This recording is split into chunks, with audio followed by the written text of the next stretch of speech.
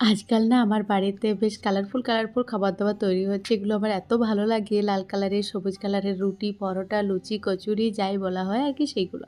আর এটা হচ্ছে ভাজা ছোলার ডাল। এখানে প্রচুর পাওয়া যায় পুনেতে। এটা চাটনিতে বিশেষ করে এরা ব্যবহার করে এখানের মানুষজন। তো আমিও এটা নিয়ে আসি, আমারও অনেক কাজে লাগে। আমি এখানে ছাতুর পরিবর্তে এটা ব্যবহার করি। এখন গত ১ বছর আমার ছাতু খাওয়া চলেনি।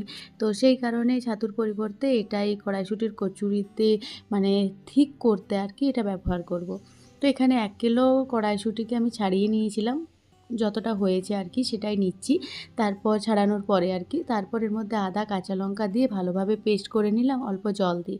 আরও কিছুটা ছিল কড়াইশুঁটি সেটাও দিয়ে দিলাম। তার সাথে বড় চামচে ৩ চামচ দিলাম ওই ছোলার ডালটা, যেটা ভাজা ছোলার ডাল। এছাড়া এখানে কিন্তু ছাতু দেওয়া চলে।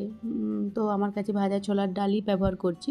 তার সাথে দিলাম লবণ আর চিনি স্বাদ বুঝে। এরপর সেটা ভালোভাবে জল দিয়ে পেস্ট বানিয়ে নিয়ে কড়াইতে দিলাম অল্প একটু দেশি ঘি, তার মধ্যে দিলাম কালো জিরা আর একটু বেশি করে হিঙের ফোড়ন। তার মধ্যে ওই কড়াইশুঁটির পেস্টটা অ্যাড করে নিচ্ছি।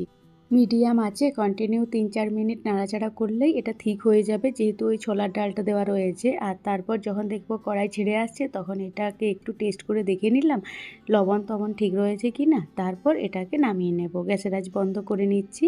আমি যখনই অল্প সময় পাই তখনই এইভাবে পুর বা স্টাফিং বানিয়ে একটা এয়ারটাইট গ্লাসের মানে কন্টেনারে ভরে নরমাল ফ্রিজে রেখে দিই।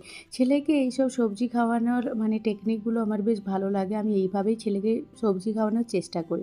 এরপর এখানে ২ টো বিটরুট মানে ছাড়িয়ে ভালোভাবে ছোটো ছোটো টুকরো করে একটু জল দিয়ে মিক্সার জারে পেস্ট বানিয়ে নিলাম।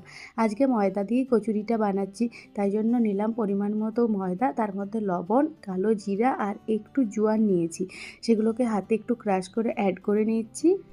আসলে আমি এইভাবে ভিন্ন ধরনের সবজি পেস্ট করে খাবারের মধ্যে মিক্স করি, তার কারণ ছেলে না সবজি দেখলেই ফেলে দেয়। আর এইভাবে পেস্ট করে দিলে আর তো ফেলার জায়গা পাবে না, আর খেতেও ভীষণ ভালো লাগে, ও খেয়েও নেয়। তো সবজি খাওয়ানোর এটা আমার বেস্ট মানে অপশন মনে হয় বাচ্চাদেরকে। এরপর হাতে একটু সময় নিয়ে ময়দাটাকে ভালোভাবে একটু শক্ত করে স্মুথ করে মেখে নিলাম। আর এর থেকে যতগুলো কচুরি গরম গরম এখন বানাতে ইচ্ছে করছে সেগুলো বানিয়ে নেব, কারণ এটাকে রেস্টে রাখা চলবে না নর্মাল টেম্পারেচারে বাড়িতে। কারণ এর মধ্যে যেহেতু সবজি দেওয়া রয়েছে মানে বিটরুটের পেস্ট দেওয়া রয়েছে, তার সাথে লবণ দেওয়া রয়েছে, তো এটা না খুব তাড়াতাড়ি ময়দাটাকে নরম করে দেবে। আমি এইভাবে যখন আটার লুচি বানাই সেমভাবেই আর কি রেস্টে রাখি, মানে ফ্রিজে রাখি। যতটুকু আটা আমার বেঁচে যাবে সেটাকে আমি একটা এয়ারটাইট গ্লাসের বক্সে ভরে নর্মাল ফ্রিজে রেখে দেবো। তাতে আবার লুচিগুলো ভাজার সময় তেল কম টানে। তো এটা একটা খুবই ভালো ব্যাপার। তো যাই হোক, এখন আমি ৪ টে পুরি বানিয়ে নিচ্ছি ছেলের জন্য। আর ওকে এগুলো সকালবেলাতে স্কুলের টিফিনে দেবো আর কি। গ্যাসের আঁচ মিডিয়াম রেখেছি, তারপর কচুরিগুলো ভেজে নিচ্ছি আর বাকি কচুরিগুলো আমরা যখন খাবো তখন ভাজবো। টাটা।